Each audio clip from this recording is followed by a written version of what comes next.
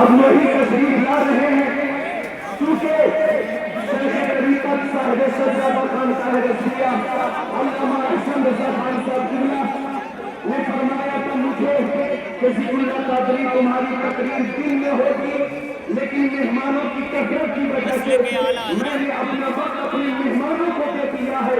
اب میں مولانا سلمان اظہری کی نظامت کے لیے حاضر آیا ہوں اور اس حقیقت کے ساتھ انہیں دعوت دیتا ہوں کہ شرک کا جب ناش کرنا احمد مختار پر نقطہ چیزیں لوگ لینے سجدیاں بران پر ہر ولی ہر دوست کو بے دست و پا سمجھا گیا. یا رسول اللہ کو کہنے یا رسول اللہ کہنے شرک کا کفر پر اتنی نصیحت کو چلا نہیں گیا. میرے آقا کی محبت کا سوال نہیں گیا. سورہ ہستی کی نکلی تجھے سینا سے ایک بھولی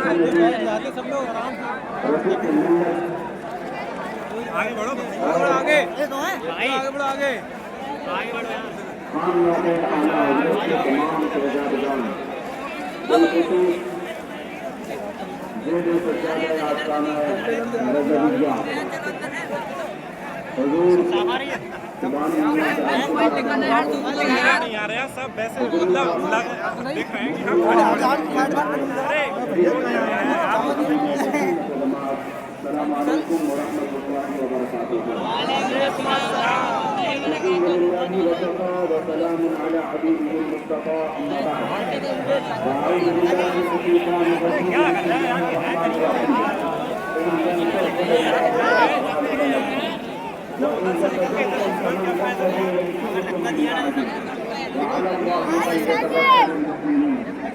صدق الله مولانا العظيم. آج کا رسالت محمد صلی اللہ علیہ وسلم نے ایک بار درود پاک کا ہدیہ پیش کر دیا. اللهم صل على سيدنا محمد الماجد الجود والكرم وآله وأصحابه الكرام وكل شريك وبارك وسلم صلاة دائمة سرمدا أبدا. آج سے رمضان کی تقریبات کا یہ اختتامی منظر آپ دیکھ رہے ہیں.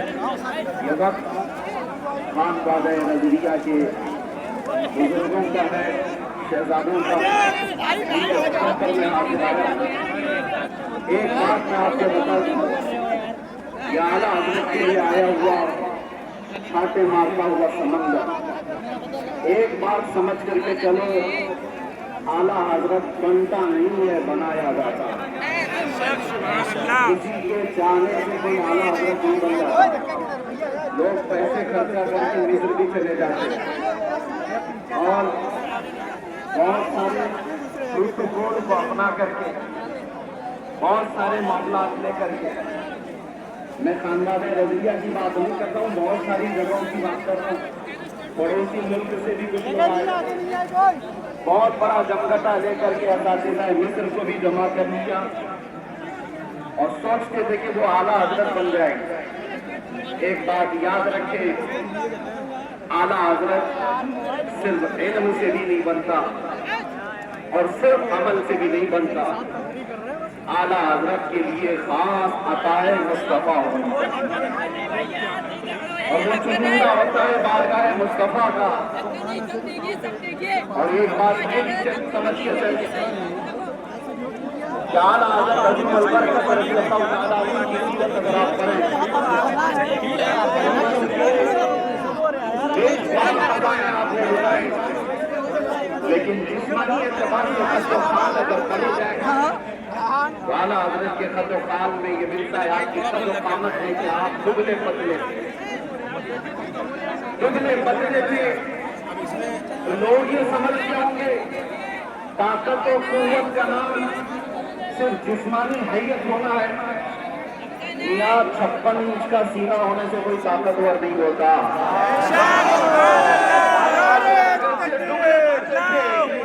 لیکن جب قلم اٹھاتے تھے تو یوں کہتے تھے کہ رضا کے نیزے کی مار ہے، ان کے سینے میں غار ہے، کسے چارہ جوئی کا وار ہے کہ یہ وار وار سے پار ہے۔ اعلیٰ حضرت جیسی ہمت کون جٹا سکتا ہے جو یہ کہتا ہوں کہ رضا ہے خنجر خار، آدھا سے کہہ دو خیر منائے نہ شر کرے۔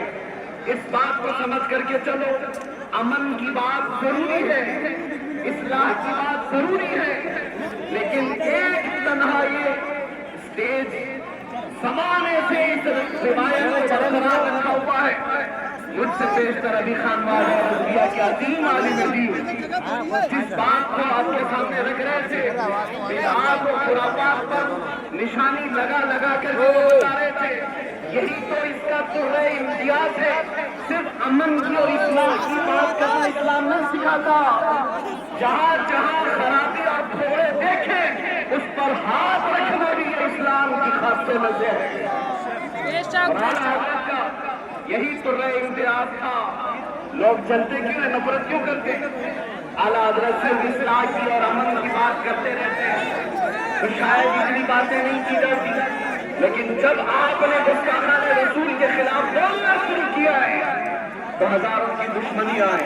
اس کا مطلب یہ ہے کہ اگر کسی کی برائیاں گنائی کی جائے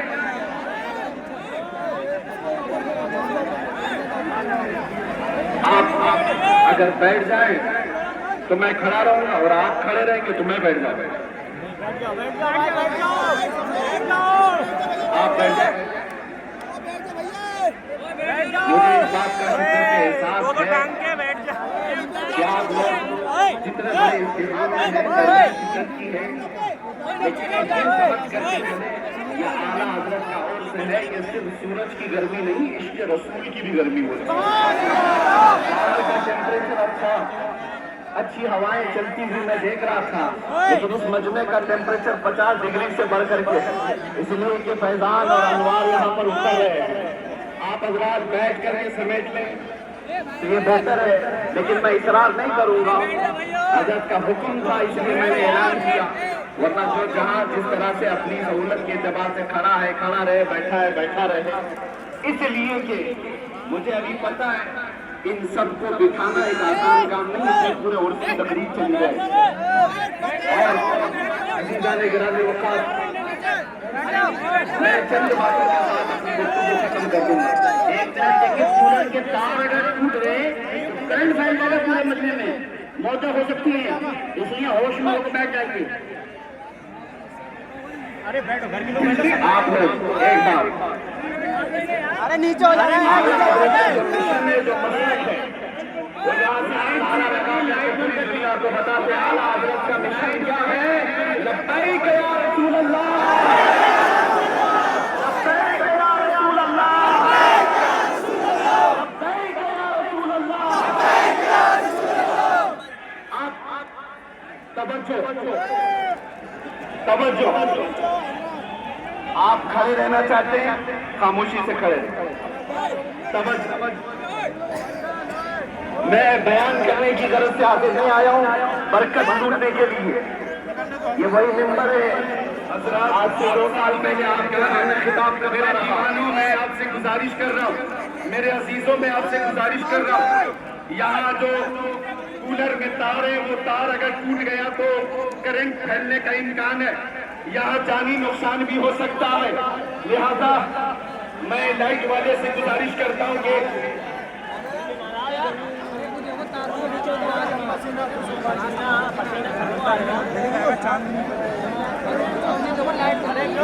کولر کا جو تار ہے وہ ہٹا دیں، کولر کا جو تار ہے وہ ہٹا دیں، ٹی ٹی ایس کے ہمارے ممبران۔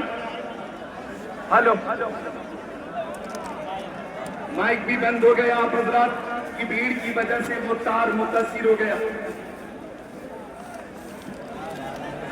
بس گفتگو ختم کر رہا ہوں۔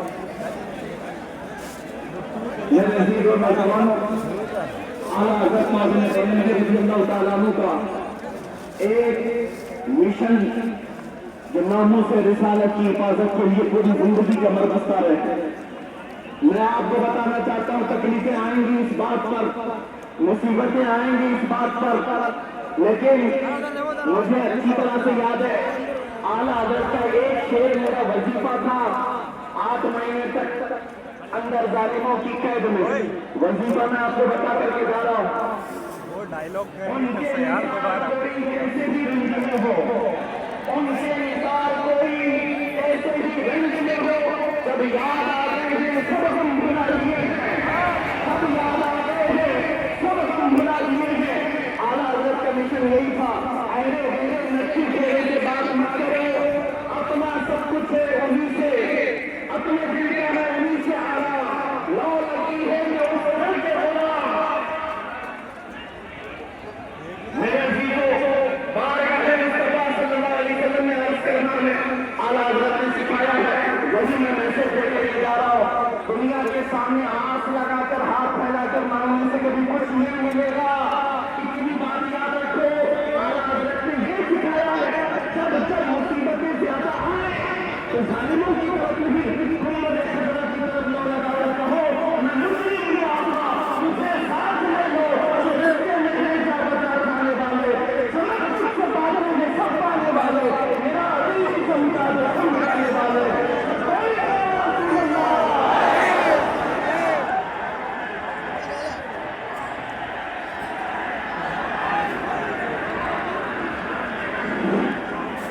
السلام علیکم۔ پیچھے ہٹیے، تھوڑا پیچھے ہٹیے اور بیٹھیے، پہلے بیٹھیے۔